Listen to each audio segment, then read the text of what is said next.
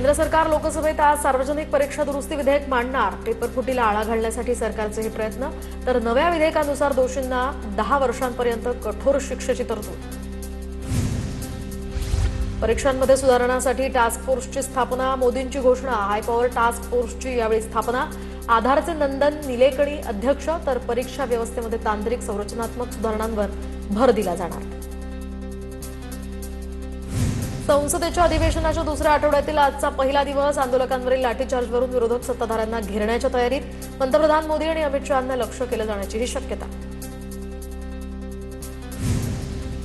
नवे शिक्षण मंत्री प्रल्हाद जोशी आज सभागृहामध्ये उत्तर देणार। या अनुषंगाने प्रल्हाद जोशींनी काल अधिकाऱ्यांची बैठक घेतली होती। शिक्षण खात्यांसंदर्भात खासदारांनी विचारलेल्या प्रश्नांची ते आज उत्तर देणार। तर अभिजित दिपकेंनी कपिल सिब्बल यांची भेट घेतली। जवळपास 25 मिनिटं दोघांमध्ये कायदेशीर बाबींवर चर्चा झाल्याची माहिती। आंदोलकांवरील दाखल एफआयआर मागे घेण्यासंदर्भात सरकारनं आश्वासन दिलंय। यावरही या भेटीत चर्चा झाल्याची माहिती। दिल्लीमध्ये कॉक्रोच जनता पार्टीच्या आंदोलकांवरील लाठीचार्ज प्रकरणी आज सुप्रीम कोर्टात सुनावणी। पोलिसांनी आंदोलकांवर जास्त बळाचा वापर केल्याचाही आरोप। इंडिया आघाडीची आज महत्त्वाची बैठक। लोकसभेमध्ये विधेयक मांडण्यावरून बैठकीला महत्त्व। पॅलेट गन वापरण्याची परवानगी कुणी दिली? राहुल गांधींचा केंद्रीय गृहमंत्री अमित शहांना सवाल।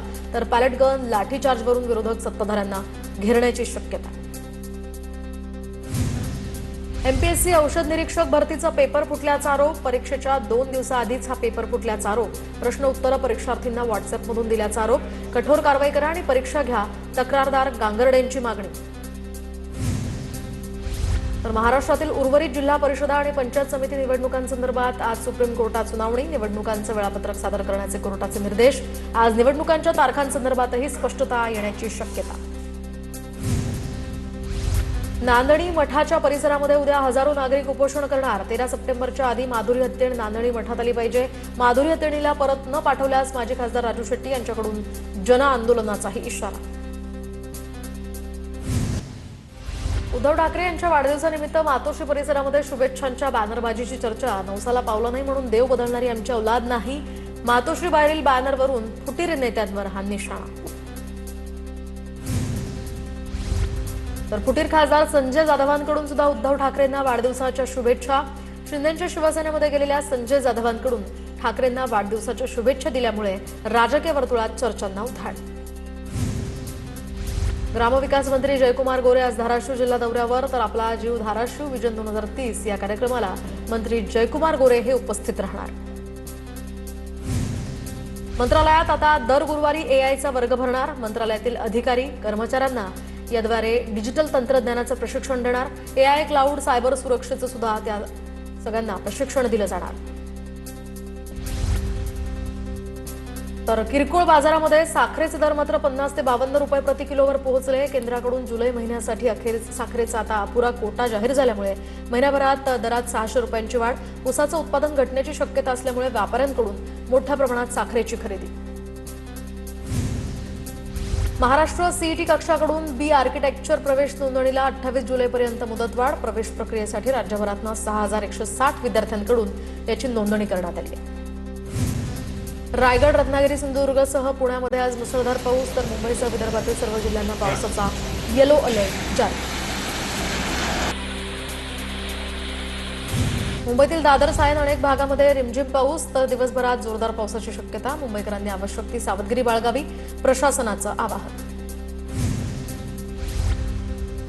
तर कोल्हापूर जिल्ह्यामध्ये काही दिवसांच्या पावसामुळे धरणाच्या पाणीसाठ्यात मोठी वाढ। राधानगरी धरण आता 90% भरलंय, तर कळमवाडी धरण 54% भरल्याची माहिती। रत्नागिरी जिल्ह्यासाठी आज पावसाचा ऑरेंज अलर्ट देण्यात आला आहे। अरबी समुद्रातील मान्सूनच्या वाऱ्याच्या प्रभावामुळे पावसाचा जोर वाढण्याची शक्यता। जिल्ह्यामध्ये पावसाचा जोर कायम असून जिल्ह्यातील सर्वच नद्यांची पातळी आता स्थिर। तर सोलापुरातील माढ्यामध्ये पावसाच्या हजेरीमुळे वातावरणात काहीसा गारवा। मात्र शेतकऱ्यांना जोरदार पावसाची अजूनही प्रतीक्षा कायम। जगप्रसिद्ध वेरूळ लेणीतील सीता न्हाणी धबधबा प्रवाहित। ऐतिहासिक सीता न्हाणी धबधबा पहिल्यांदाच प्रवाहित। धबधब्याचं मनमोहक दृश्य पाहण्यासाठी पर्यटकांची मोठी गर्दी। नाशिक जिल्ह्यातील धरणांच्या पाणलोट क्षेत्रामध्ये संततधार पाऊस सुरूच. पावसामुळे जिल्ह्यातील 13 ते 14 धरणांमधून विसर्ग अजूनही सुरू.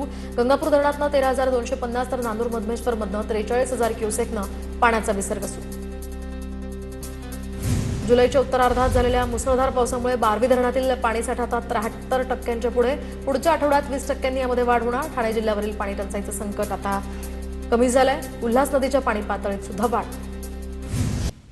भंडाऱ्याच्या लाखनीमधील सालेभाटा परसोडी रस्त्याची दुरावस्था. खड्ड्यांमुळे तुमसर पालांदूर बस सेवा ठप्प. 20हून अधिक गावांचा संपर्क तुटला. अहिल्यानगर कल्याण महामार्गावरील अवजड वाहतूक तात्पुरती बंद. माळशेज घाटातील करंजाळे या गावाजवळील रस्ता खचल्यामुळे वाहतुकीचा प्रश्न. वाहन चालकांना पर्यायी मार्गाचा वापर करण्याचेही आवाहन. जळगाव शहरात आर विद्यालयाजवळ लिंबाचं झाड कोसळलं. दरम्यान रस्त्यावर सुदैवानं वर्दळ नसल्यामुळे दुर्घटना टळली. अग्निशमन दलाच्या जवानांकडून झाड कापून रस्ता वाहतुकीसाठी खुला. पुरेसा पाऊस न पडल्यामुळे राज्यातील धरणांमध्ये केवळ 57%च पाणीसाठा. नागपूर विभागातील बावनथडी प्रकल्पात 22% तर गोसे खुर्दमध्ये 61% पाणीसाठा.